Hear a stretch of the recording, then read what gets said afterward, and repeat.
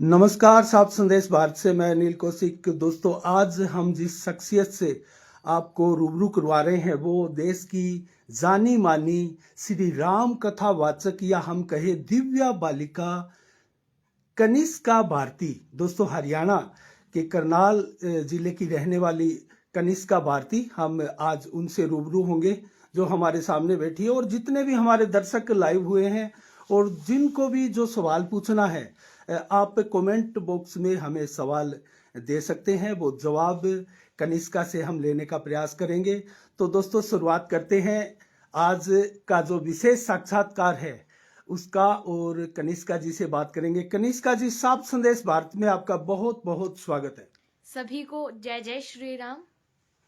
तो कनिष्का जी, सबसे पहला मेरा सवाल यही है, क्योंकि मैंने भी आपकी एक दो वीडियोस देखी हैं, जो राम कथा आप करती हैं, एक प्रकार से सनातन के शब्दों का रस सा टपकता है आपकी वाणी में। कहाँ से आई इस प्रकार की दिव्य वाणी, और कैसे, किसको आप श्रेय देना चाहेंगे इसका? देखिए, जो हम कर रहे हैं, जैसा हो रहा है, वो प्रभु इच्छा के बगैर तो हो ही नहीं सकता। तो मैं तो यही मानती हूँ कि जैसा प्रभु चाहते हैं वैसा ही होता है, और उनकी इच्छा के बगैर तो हम उनका नाम ले ही नहीं सकते। अगर उनकी इच्छा नहीं होती अपना नाम लेने की, तो हम क्या, राह हमारे मुंह से निकलेगा, मन निकल ही नहीं पाएगा। तो मैं सारा श्रेय भगवान को ही देना चाहूंगी, क्योंकि उनके जो वो चाहते हैं वही होता है, और उन्हीं के कारण हम उनका नाम ले पा रहे हैं। अच्छा कनिष्का जी, क्योंकि आप पहली बार भादरा कस्बे में आई है, और जहां तक मुझे याद है करीब दर्जन के करीब राज्यों में भारत की आप श्री राम कथा कर चुकी है, और आपकी बहुत कम उम्र, अभी भी मैं देख रहा हूं, हमारे दर्शकों के भी सवाल अब आने वाले हैं। इतनी कम उम्र में इतने राज्यों में कथा कर चुकी है आप, तो पढ़ाई आप कब करती है और कौन सी क्लास में आप पढ़ती है? पढ़ाई के साथ कथा का सामंजस्य कैसे स्थापित कर पाते हैं आप? देखिए, अगर हम पढ़ाई का भी जीवन में बहुत महत्व है, और पढ़ाई से ही जीवन महत्वपूर्ण है। और मैं अभी 8वीं कक्षा में पढ़ती हूँ, और कथा में ऑनलाइन काम, जैसे मैं कथा में आई हूँ तो ऑनलाइन काम आ जाता है, और कथा के बाद घर जाने के बाद जितना काम आया मैं सारा कर लेती हूँ। और स्कूल की तरफ से मैं बिल्कुल फ्री हूँ, क्योंकि टीचर इतने अच्छे मिले हैं और वो ना ज्यादा पढ़ाई का बर्डन रखते हैं। और मैं वैसे स्कूल में भी, पढ़ाई में भी अच्छी हूँ, और भगवान की ही कृपा है। तो भगवान की कृपा है ये। बहुत से भगवान है हमारे सनातन में, कहते हैं 33 कोटि देवी देवता है। तो आप किन देवता में ज्यादा बिलोंग करती है, और दर्शकों को क्या कहना चाहेंगे, किस भगवान की वो आराधना करे, कैसे ये आसान होता है, थोड़ा सा बताएं। देखिए, हमने क्या किया है, भगवानों को बांट दिया है। भगवान अलग नहीं है, वो एक ही है। ऐसा नहीं है हम प्रभु श्री राम का नाम ले रहे हैं तो कृष्ण जी नाराज हो जाएंगे, हम श्री कृष्ण का नाम ले रहे हैं तो हनुमान जी नाराज हो जाएंगे। आप किसी का नाम लीजिए, किसी का नाम जप कीजिए, सब में शक्ति है, और कोई अलग अलग नहीं है, सब एक है। किसी का नाम लीजिए। तो किसी का भी नाम ले और वो सीधी आवाज ऊपर तक हाँ पहुंचेगी। जी। अच्छा कनिष्का जी, एक प्रसंग आता है रामायण में, जब श्री रामचंद्र जी कुटिया में होते हैं, जंगल में जब वो निवास करते हैं सीता माता जी के साथ, और लक्ष्मण जी होते हैं, तो उस समय एक हिरण आता है, और हिरण के वशीभूत माता जी कहती है कि मुझे ये हिरण पकड़ दो, ला दो। तो राम जी जाते हैं, और उसके बाद में रावण आता है और सीता जी का हरण हो जाता है। और जब राम और लक्ष्मण फिर उसके बाद में मिलते हैं, जब सीता जी की गैर मौजूदगी में, तो बड़े व्याकुल होते हैं राम जी, और लक्ष्मण जी से बोलते हैं कि लक्ष्मण तुम किसी धोखे में आ गए, मारीच बना था माया मर्ग, ये गहरी चाल उसी की थी, मेरे स्वर में मरते मरते ये टेर विशाल उसी की थी। तो मारीच को क्या राम जी ने तीर मारा था, क्या वो मर गए? कहते हैं कि मारीच अभी तक मरे नहीं है। तो उसके पीछे क्या वो है, थोड़ा सा स्पष्ट करें। देखिए, वैसे तो जो प्रभु चाहते हैं वही होता है। जो प्रभु ने राम जी का अवतार लिया, राम रूप में अवतार लिया, वो एक लीला थी। एक लीला दिखाने के लिए भगवान ने हम सभी को अपने माध्यम से समझाने के लिए, जीव को समझाने के लिए भगवान अवतार लेते हैं। आज की कथा में भी हमने यही सुना कि जब जब होई धर्म के हानि, बाढ़हि असुर अधम अभिमानी, तब तब प्रभु धरि विविध शरीरा, हरहि कृपा निधि सज्जन पीड़ा। कि जब जब धर्म की हानि होती है, अधर्म, अन्याय, अनाचार इस सीमा तक बढ़ जाए कि ना तो लेखनी उसे लिख सके और धरती में सहन करने की शक्ति ना रहे, तब तब भगवान अवतार लेते हैं। भगवान ने जो अवतार लिया रावण का उद्धार करने के लिए लिया, तो भगवान ने जो भी राम अवतार में किया वो हम सभी को सिखाने के लिए किया। वो एक लीला भगवान थी। किसी को मारते नहीं, भगवान उद्धार करते हैं। मारीच भी एक राक्षस था, भगवान ने उनका उद्धार किया, मारा नहीं। अच्छा, उनका उद्धार हुआ है, ठीक हाँ है। जी। दर्शकों को ये सवाल भी, क्योंकि ये सवाल भी आता है बहुत बार, हमने भी सुना है। तो कनिष्का जी, एक सवाल और था आपसे, परिवार से ही जुड़ा हुआ था। आपके छोटे भाई है, वो भी प्रतिभावान है, कविताएं कहते हैं। उनकी एक शिकायत सी है कि हर तरफ घर में बाहर जहां भी जाए कनिष्का कनिष्का का नाम गूंजता है। मैं कब आगे आऊंगा, मुझे कब अवसर मिलेगा।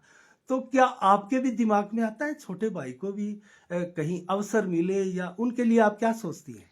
देखिए, जहां हम जाते हैं उसे वहां पर कविता बोलने का तो अवसर मिलता ही है, और वो कविता गाता भी है और अच्छी भी लगती है सभी को। और जहां जाता है वहां वो माइक ले ही लेता है। अब उसकी शिकायत जो है वो कम हो गई। अच्छा, कुछ कम हुई है हाँ उनकी जी। शिकायत। अच्छा, एक सवाल मेरा और था कि आप बहुत कम उम्र में और इस दिव्य एक प्रकार से इस क्षेत्र में आई है, जो सब कुछ इस क्षेत्र में दिव्य ही है। तो कैसे प्रेरणा मिली, कहाँ से मिली? प्रथम दृष्टया जो एक वो अचीवमेंट होता है, एक दिमाग में आई, वो कहाँ से वो बात आई, थोड़ा सा ये बताएं। किस चीज की बात, यहाँ कथा आप करने इस की? धार्मिक इस क्षेत्र में आई, हाँ जी। कथा के इस क्षेत्र में आई, तो वो बात कहाँ से आपके दिमाग में पहले, सबसे पहले आई? देखिए, मैंने आपको पहले भी बताया कि जैसे प्रभु की कृपा होती है वैसा ही होता है। अगर उनकी कृपा है, अगर वो चाहते हैं, तो हम नाम ले रहे हैं, और ऐसे भी लोग हैं जो नाम ही नहीं लेते, वो भी चल रहे हैं। तो देखिए, सबसे पहले जब लॉकडाउन लगा, वैसे तो शुरू से ही हमारे घर में आध्यात्म का माहौल था, और मेरे पिताजी हनुमान जी के उपासक हैं, तो इसलिए रामचरितमानस और ये रामायण हम ये देखते ही रहते थे, पढ़ते ही रहते थे। लेकिन जब लॉकडाउन आया, लॉकडाउन लगा, कोरोना आया, तो तब हमारे माननीय प्रधानमंत्री जी ने दूरदर्शन चैनल पे रामायण का प्रसारण करवाया। तो हमने क्या, उस समय छोटे थे, पिताजी बिठाते कि देखो रामायण आ रही है, रामायण सुना। तो पहले कुछ दिन हमने नहीं सुनी, थोड़ी सुनी। तो ऐसे धीरे धीरे करके जब मैंने रामायण सुनी, तो मेरा रामायण में और इंटरेस्ट जो था वो बढ़ गया।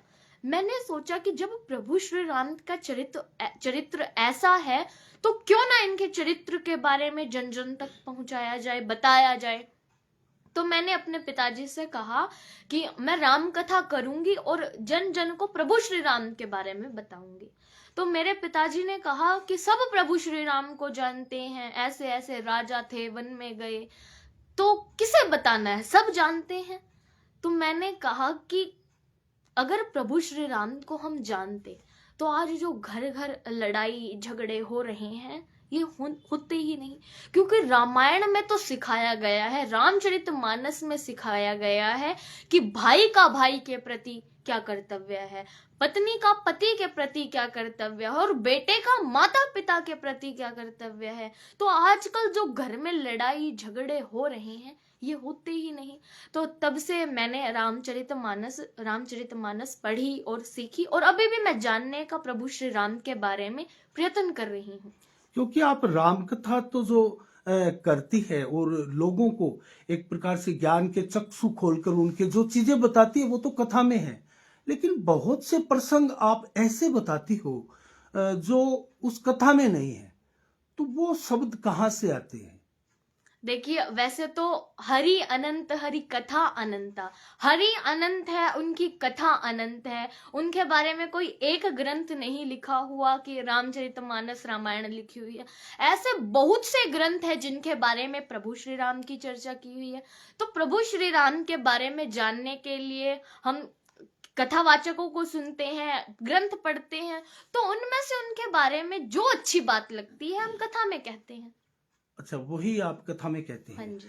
अच्छा, एक सवाल मेरा और था कि मतलब जिस प्रकार से आपने इस क्षेत्र में कदम रखा, कोई एक ऐसा वाकया जिससे आप बहुत ज्यादा प्रभावित हुए हो। और हमने तो सुना है कि आप लौंग रखकर एक कागज पर या उसमें आग भी लगा देती है। कोई मंत्रों में ऐसी शक्ति होती है क्या? देखिए, वैसे हम कोई ऐसा काम नहीं करते, हम केवल प्रभु का नाम जाप करते हैं, उनकी कथा करते हैं। और देखिए, आपने कहा कि प्रभु श्री राम के बारे में, प्रभु श्री राम का जो चरित्र है वो हमें क्या सिखाने के लिए हुआ है। सारी रामायण में ऐसी कोई पात्र नहीं है जिससे हमें सीख नहीं मिलती, लेकिन एक चौपाई है जिससे हमें बहुत बड़ी सीख मिलती है। वो है धीरज धर्म मित्र अरु नारी, आपद काल परखिए चारी। कि मित्र की परीक्षा जो होती है वो आपद काल के समय होती है। पत्नी की परीक्षा, धैर्य की परीक्षा, ये आपद काल के समय होती है। क्योंकि बड़ा धैर्यशाली लोग भी संकट में हिल जाते हैं, लेकिन अगर प्रभु की कृपा जीवन में है, हम प्रभु को याद रखते हैं, हमने रामचरितमानस पढ़ी है, तो ऐसा कोई संकट नहीं जो हमें भयभीत कर दे। तो इसलिए आज के इस युग में कथा को पढ़ना, प्रभु श्री राम के चरित्र के बारे में जानना बहुत आवश्यक हो गया है, महत्वपूर्ण हो गया है। देश में वर्तमान में जिस प्रकार का, क्योंकि मोदी शासन चल रहा है और सनातन की ही बातें चारों तरफ हो रही है, और कल की भगवान के अवतार की बातें भी अब होने लगी, और संभल में बहुत कुछ हुआ है उत्तर प्रदेश के। आपको कैसा लगता है ये सोचकर कि हम जिस युग में जी रहे हैं उस युग में अब आने वाला युग जो है वो ये कलयुग है, जो सतयुग है, और इससे पहले कल्कि का अवतार होगा। कल्कि के बारे में लोगों के मन में अनेकों धारणाएं हैं।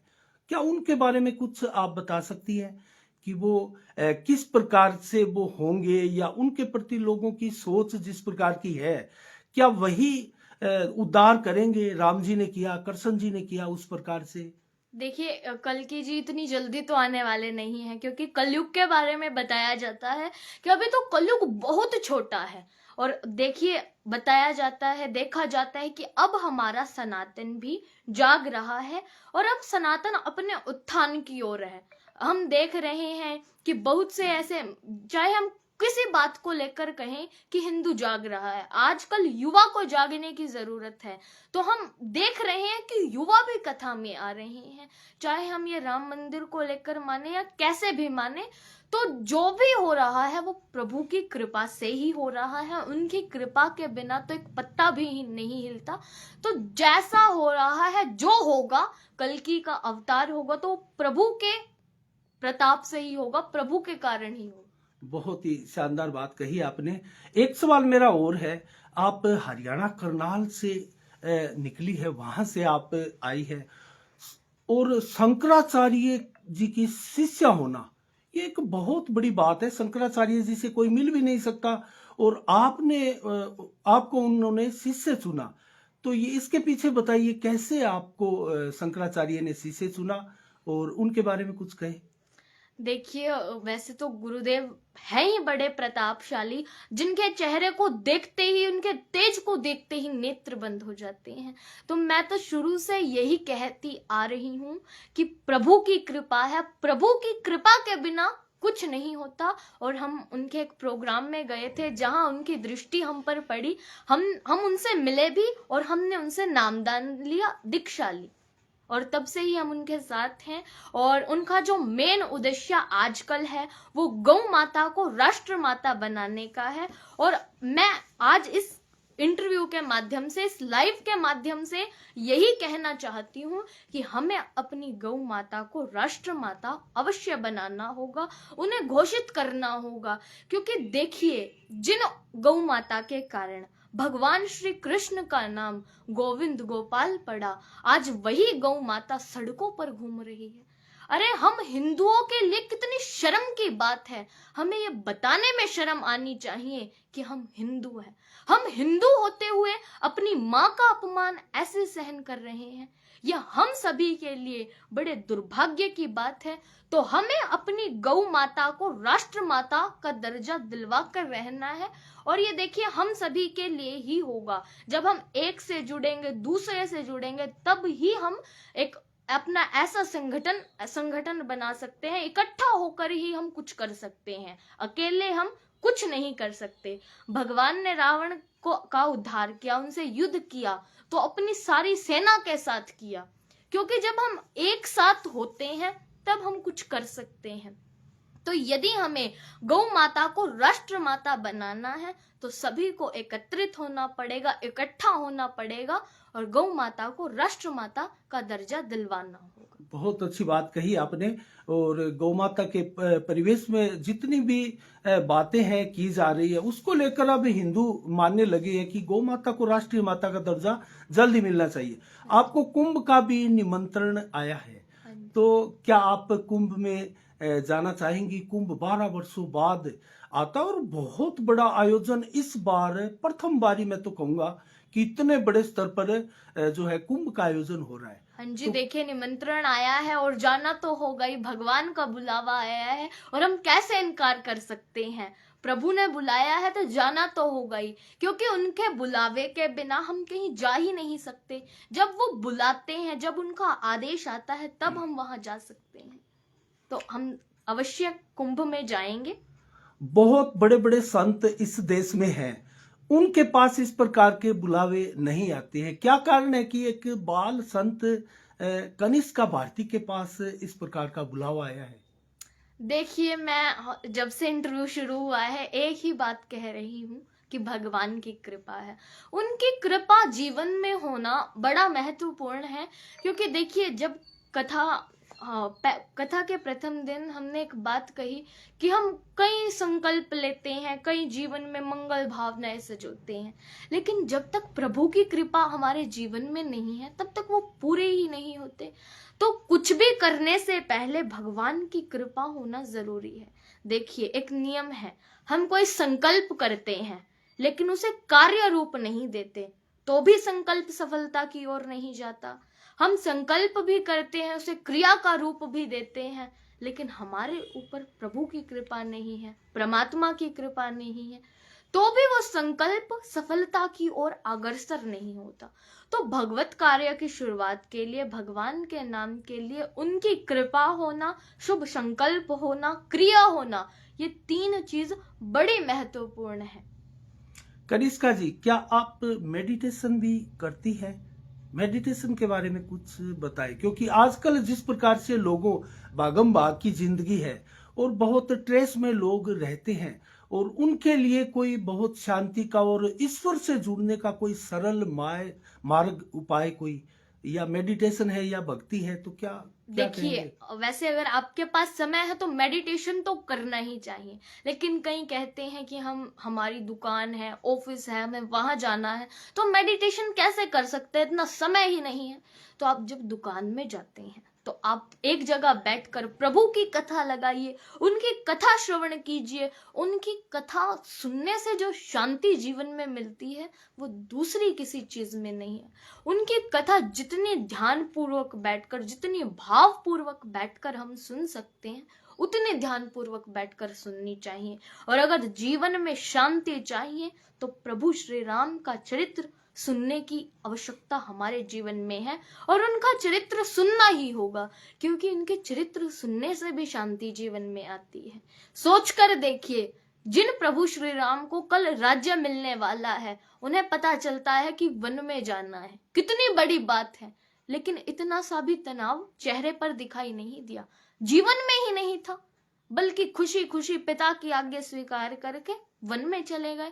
तो इसलिए जीवन को अगर स्ट्रेस मुक्त बनाना है, तनाव मुक्त बनाना है, तो प्रभु श्री राम का चरित्र तो सुनना ही होगा। कनिष्का जी, हर माँ बाप का एक लक्ष्य होता है, एक इच्छा होती है, एक भावना होती है कि उनके बच्चे बहुत तरक्की करें, और आप बहुत ही शानदार एक प्रकार से अध्यात्म में और जीवन यापन कर रही है, और इतना नाम, कीर्ति, यश आप प्राप्त कर रही है। निसंदेह उनको भी गर्व होता होगा।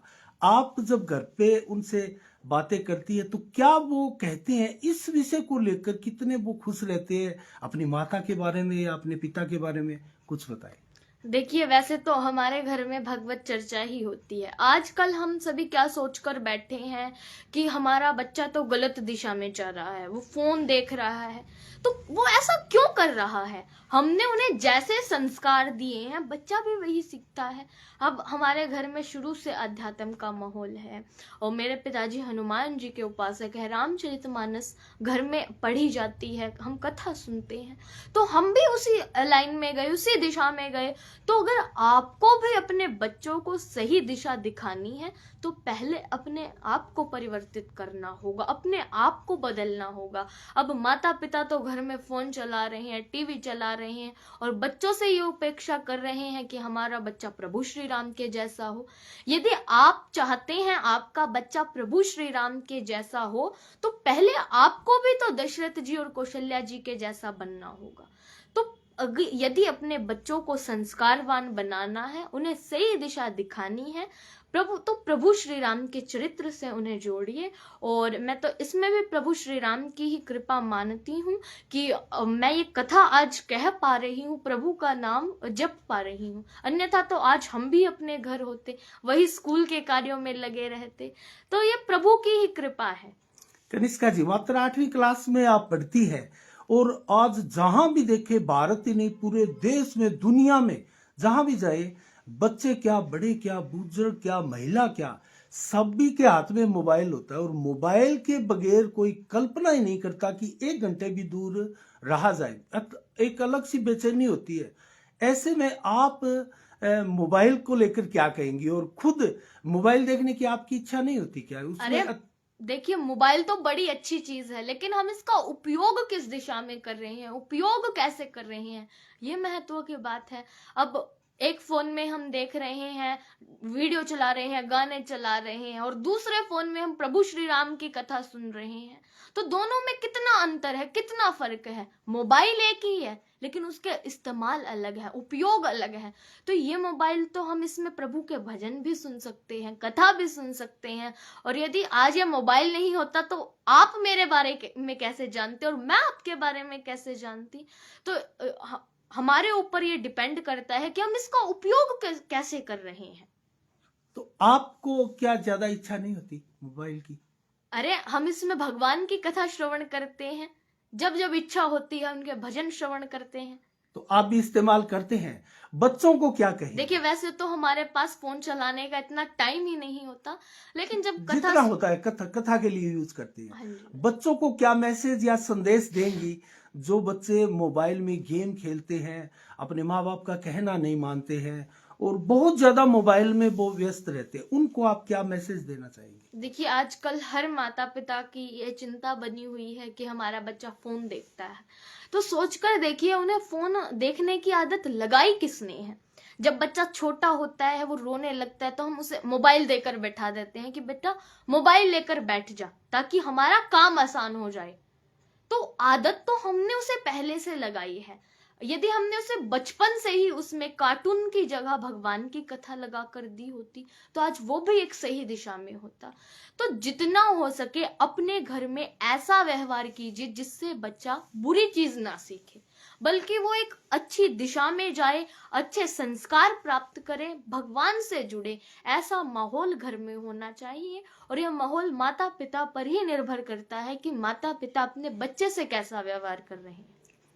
और बच्चों को तो यही मैं बताना चाहूंगी, यही कहना चाहूंगी कि जितना हो भगवान से जुड़िए, और यदि इस भव सागर से पार लगना है, तो भगवान का ही केवल ऐसा नाम है जो हमें पार उतार सकता है। कनिष्का जी, हर इस दुनिया में जो जन्म लेता है उसकी एक इच्छा अभिलाषाएं रहती है, टारगेट होता है उसका। आपका क्या लक्ष्य है, क्या टारगेट, क्या अचीव करना चाहते हैं आप इस छोटी सी उम्र में? इतनी उपलब्धियां आपने अर्जित कर ली, आगे और क्या लक्ष्य है, क्या टारगेट है? मेरा तो देखिए यही एक मेन टारगेट यही है कि जन जन तक प्रभु श्री राम की कथा पहुंचनी चाहिए, क्योंकि आजकल जो हो रहा है उसे हमें बदलना है, हमें राम राज्य लाना है, अपने सनातन को बढ़ाना है। तो जितना हो सके मैं उतनी कथाएं करूंगी, जब तक प्रभु चाहेंगे तब तक वो कथाएं करवाएंगे। और यही मैं चाहती हूँ कि जन जन को प्रभु श्री राम के बारे में पता हो।